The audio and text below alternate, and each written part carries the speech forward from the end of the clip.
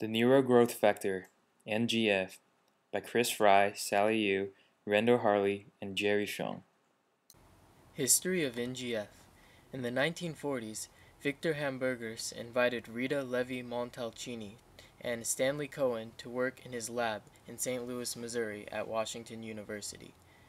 Rita Levi-Montalcini studied abnormal growth of the ganglia, which is nerve tissue, in chicks due to tumors. At the time, she did not know if the tumors directly stimulated nerve growth or if they simply disrupted the normal development. She discovered that the tumors actually directly stimulated nerve growth. Then she isolated both the tumors and the nerve cells and only connected them by a diffusible membrane, and she still observed nerve growth, thus proving that the tumors do not have to directly contact the nerve cells, and determined that there must be a diffusible molecule, which they called neuron growth factor, NGF. The next step was isolating NGF, which was done by Stanley Cohen. He determined NGF was composed of mostly protein and some nucleic acid. Then he added snake venom to the purified NGF to degrade the nucleic acid and tested whether the NGF still worked. The NGF still stimulated nerve growth, proving that it must be a protein opposed to a nucleoprotein. The structure of NGF. The structure of NGF was first found by X-ray and published in 1991 by MacDonald. As you can see in the picture on the right, it is a protein structure mainly made out of beta-pleated sheets. At one end on the left of the picture, cysteine knot motifs are formed, which are structures linked by this disulfide bond. The other end on the right, there are hairpin loops structures. NGF's primary structure includes 118 amino acids, and as I mentioned before, the secondary structure is mainly beta-pleated sheets. And the tertiary structure was formed by disulfide bonds that link the sheets together. Most NGFs are dimeric, which means protein structure formed by two subunits.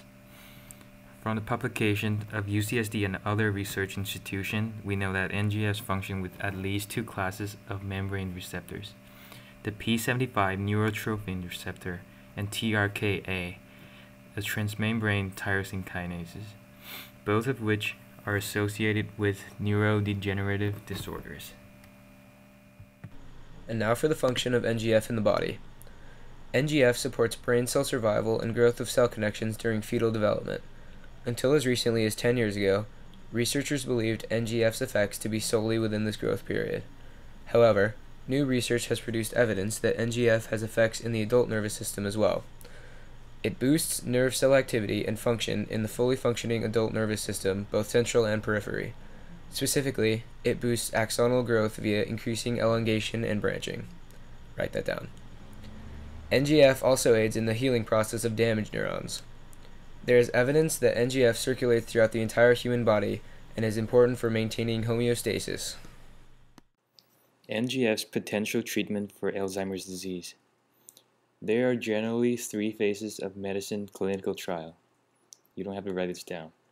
Phase 1 is mainly to determine the stability and safety of the potential medicine in animal bodies. Phase 2 is to apply the medicine to humans to see whether it's effective. In the last phase, phase 3, the medicine is applied to a larger group of patients, and it's at this phase that the medicine company can market their medicine.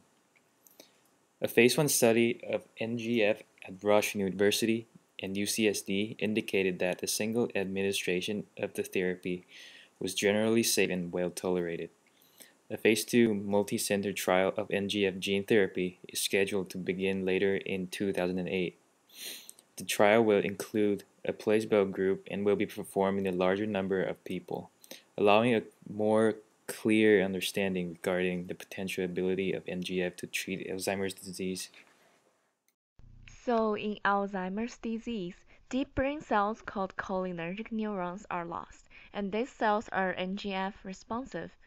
The loss of these cells contributes to cognitive decline in Alzheimer's disease.